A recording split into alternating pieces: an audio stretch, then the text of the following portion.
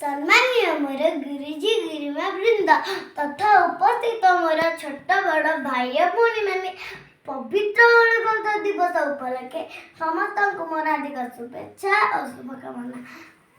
पवित्र गणतंत्र दिवस रे मोते किछि कहबार सुजोग मिलिथिबारु मु निजकु धन्य माने करूछि। आज हेउछि 76तम गणतंत्र दिवस। एही शुभ दिन रे त्रिरंगा पताका पाई पदटीए कही मोर वक्तव्य आरंभ करबाकु चाहिबी।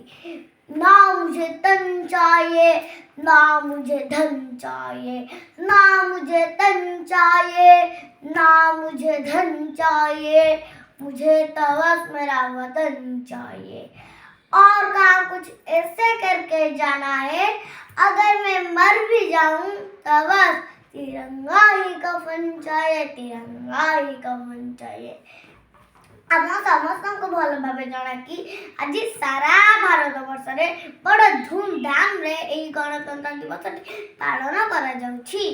किंतु एही गणतंत्र दिवस को पालन करबा सहित एही गणतंत्र दिवस काहीकि पालन करा जाउछि एहार कारण जानिबा अत्यंत जरूरी अटे। 1947 मसीहा अगस्ट मास 15 तारिख दिन आम भारत स्वाधीन होइतिला। समस्त भारतवासी स्वाधीनतार स्वाद चाखिलु। किंतु सेतेबेले देशवासी निजक एक श्रृंखला डोरी रे बांधिबा लगी देशरे कौनसी आईन कानून प्रस्तुत होई नथिला। सेथिपई देशर तत्कालीन राष्ट्रपति डॉक्टर राजेंद्र प्रसाद संविधान निर्माण कार्य डॉक्टर बी.आर. आंबेडकर को देइथिले। Doctor B R. आंबेडकर नेतृत्व रे गठित कमिटी द्वारा 2 वर्ष 11 मास 18 दिन रे भारतर संविधान प्रस्तुत होइथिला।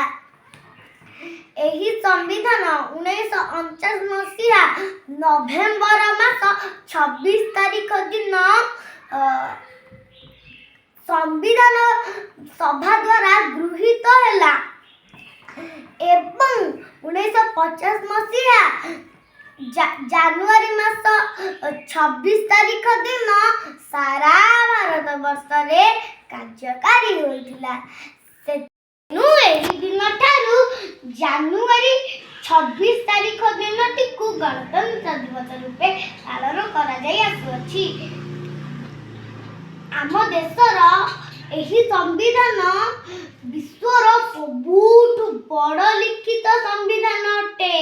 तेणु एहार रक्षा करिबा आमर परम कर्तव्य अटे। शेष रे पदटीए कही मु मोर वक्तव्य शेष करिबी। स्वाधीन भारतर संतान आमे, एई आम जन्मभूमि। हिंदू मुस्लिम सिख ईसाई